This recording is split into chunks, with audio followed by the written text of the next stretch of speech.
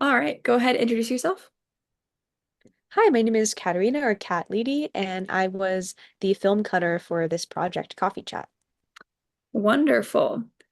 So this was quite a long film, a lot of scene. How did you go about cutting all of that? Yeah, so this was my first time being the cutter, the official cutter for the long project. I Mhm. had cut some blooper reels in the past, so luckily I wasn't completely unfamiliar with using Premiere. So the first thing that I did is made sure I collected all the film clips, had everybody upload them, and then I downloaded them all like locally onto a drive and tried to organize them by like roughly in chronological order with the script. Mhm. And also, I had to make sure that I was being really specific with my labeling because we had three different camera angles for most of them. Mhm. So, kind of the first step was just getting everything in one place and making sure I knew what everything was. I then had to kind of go through and rewatch the clips because we had some points in which there was a little bit of overlap in the dialogue, so we could try to have a natural transition. So, I went through and kind of typed out for myself where I would be like roughly cutting the different clips for each angle. And once I had that, I was able to import them into Premiere, kind of lay them out chronologically. One thing I did for this, since we did have the three angles, was I would stack them each in a different channel, all the visuals, and then I would delete the audio from two of them so that I would, align them. One thing that I actually learned from Lillian and her previous films was an easy way to help you align different videos with their audio is to have like a clap or like a really loud, distinct noise that causes a spike in the sound wave. So we used that, which really helped. So then I would delete out the audio and then kind of as I watched the clip, mark out points where I thought it would make sense to switch. So something that we ended up using a lot was kind of like the um, reverse shot editing, where it would be one person talking and the other person talking, switching between their faces, as well as kind of an angle of both of them. So that was a little bit about how I went about it, and then just kind of editing, a lot of rewatching to tell when a natural transition would be. Um, but yeah, that was a little bit about it. Very impressive, very thorough. I'm glad the tip helped line stuff. Yes. So we did completely reshoot this film. So what were some big challenges that kind of caused that reshoot? How did you adapt to these challenges? Yeah, that's a great question. So definitely, our first draft, which we filmed in Cookout, was a great trial and definitely helped illuminate a lot of the places we could improve. So, kind of the first, just like kind of glaring issue that we had was the sound quality. So one issue was that Cookout, in fact, is a very echoey building with a lot of other people in it. And so we really struggled.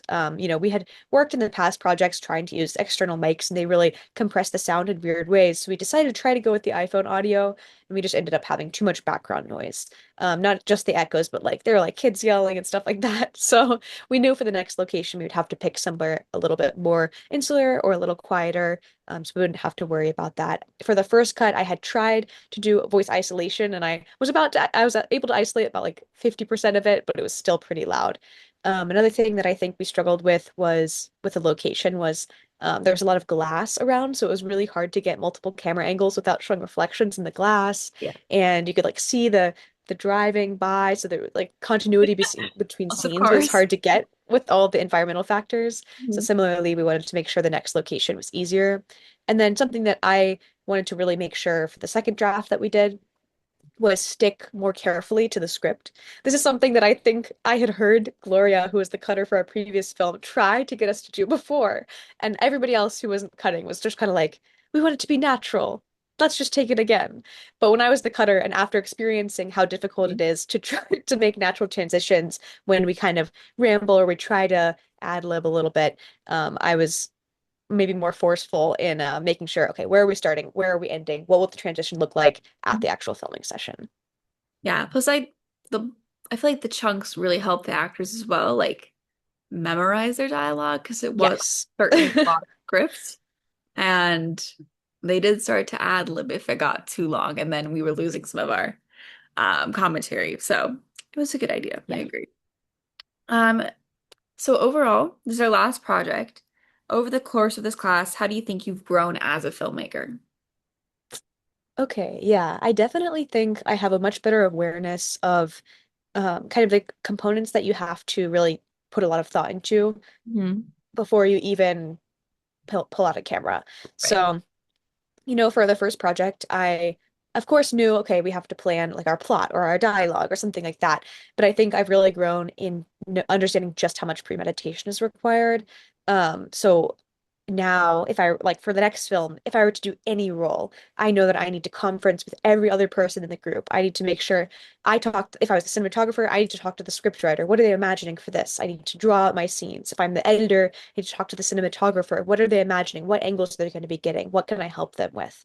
So I think one thing that I tried to do throughout the course was work in different roles for each project so that Mhm. I could kind of become a more holistic rather than like a specialized filmmaker. And so I think that's how helped me kind of gather an understanding of the entire like beginning, like pre to post production, and what that looks like. So yeah, I'll be looking forward to as kind of like more of a jack of all trades, bringing some of those skills into Yeah, future I like projects. that. I think it's definitely fun when we don't really come from a film background to explore film and learn different skills. So I like that. Yeah. What was your favorite part of this specific project? Um, I think, I mean, I was just having a good time editing and filming. Like, I think the second film session was It was a really lot of fun. fun. Everybody was there. There's like some funny moments, and even like the dramatic moments are a lot of fun to try to like see these people who you know in real life be in an Mhm. acting character. And then I was having a lot of fun like laughing about the scenes afterwards when I was putting them together because it's funny to see people you know be dramatic. I know. It was a lot of fun. Just like, yeah, the drama of it and Yeah, block it. yeah. It was a fun day. I enjoyed Tubi. I kept giggling, rewatching Rafe say, "What'd you expect me to do? Sit at home and play Wii Sports Resort?" And then I just kept Um, kept laughing at Can't that. remember how many takes that took to make Felice not laugh, but worth it. I think it's worth it in the end. And then do you think people will like Coffee Chat? I do, yes. I think that it's dramatic. We added between the first and the second iteration, we added a lot more drama, I think. Some like juicy details. So that are connected to the cheating and that are more connected to their background. So I think people will be surprised and I think the reveal at the end will be really fun. And then in general, I just think the dialogue, while being dramatic, is also at points a little bit funny. So I think people will have a good time watching it. Yeah, I think it'll be good. I agree, it's very juicy. Even while filming behind the camera, I was like, oh my Ooh. gosh. I also feel like because of our like planning and like our development of like the characters' motivations, I do think the dialogue's a lot more authentic now. It doesn't feel Mhm. like cheesy on stage. Like it's good. I think it's gonna be good. All right. That is all I have for you. Thank you so much. Yeah, of course. Happy to talk.